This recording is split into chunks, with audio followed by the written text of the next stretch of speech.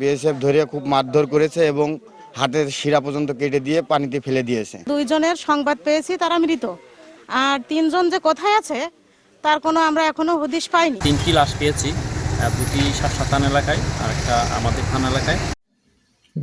আসসালামু আলাইকুম ভিউয়ার্স, চলে আসলাম নতুন আরেকটি ভিডিও নিয়ে।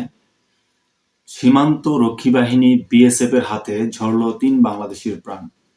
সীমান্ত হত্যা বন্ধে বারবার প্রতিশ্রুতি দিলেও বাস্তবে তা করতেছে না, করতেছে তার উল্টোটা। বিস্তারিত জানতে ভিডিওটি না টেনে পুরো ভিডিওটি দেখুন এবং ভালো লাগলে লাইক, কমেন্ট এবং সাবস্ক্রাইব করে পাশেই থাকুন।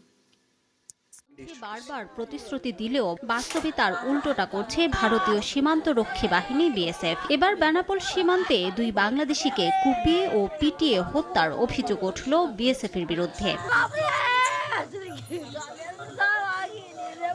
স্বজনরা জানান, গ্রামের শাহাবুর হোসেন ভারতে যাচ্ছিলেন কাজের সন্ধানে, আর কাগজপুকুর এলাকার জাহাঙ্গীর হোসেন যাচ্ছিলেন স্ত্রীর সঙ্গে দেখা করতে। এ সময় বিএসএফ সদস্যরা তাদের ধরে নিয়ে নির্যাতন করে হত্যার পর লাশ ইছামতি নদীতে ফেলে দেয় বলে অভিযোগ তাদের। ইন্ডিয়ায় গিয়ে মনে করেন বিএসএফ ধরে ফেলেছে, ধরে ফেলে তার শিরা কেটে দিয়েছে। বিএসএফ ধরে খুব মারধর করেছে এবং হাতের শিরা পর্যন্ত কেটে দিয়ে পানিতে ফেলে দিয়েছে। দুইজনের সংবাদ পেয়েছি, তারা মৃত। আর তিনজন যে কোথায় আছে তার কোনো আমরা এখনো হদিশ পাইনি। তো ভিউয়ার্স, মানুষ হয়ে মানুষের উপর এরকম নির্মম অত্যাচার করে কেউ কি কাউকে মারতে পারে? এদের কি মনুষ্যত্ব বলে কিছু নেই? এদিকে একই নদী থেকে অজ্ঞাত আরও এক বাংলাদেশির লাশ উদ্ধার করা হয়। তাকেও একইভাবে হত্যা করা হতে পারে বলে ধারণা স্থানীয়দের। 3টি মরদেহ উদ্ধারের কথা স্বীকার করেছে পুলিশ। 3টি লাশ পেয়েছি, দুটি শাসাতান এলাকায় আর একটা আমাদের থানা এলাকায়।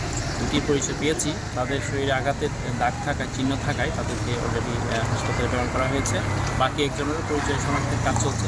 এর আগে গত 22 জানুয়ারি বিএসএফ এর গুলিতে নিহত হন বিজিবি সদস্য রহিসউদ্দিন। এ নিয়ে বেনাপোল সীমান্তে চলতি বছরই 4 বাংলাদেশি হত্যার শিকার হলো বিএসএফ এর হাতে। এদিকে বুধবার বিকেলে পঞ্চগড়ের সদর উপজেলার সেনপাড়া সীমান্ত এলাকা দিয়ে 4 থেকে 5 জন কিশোর হাঁটছিল। কাঁটাতারের বেড়ার কাছে গেলে বিএসএফ এর সদস্যরা তাদের ধাওয়া করে। সবাই পালিয়ে এলেও বিএসএফ এর হাতে ধরা পড়ে ওয়াসিম নামে 15 বছরের এক কিশোর।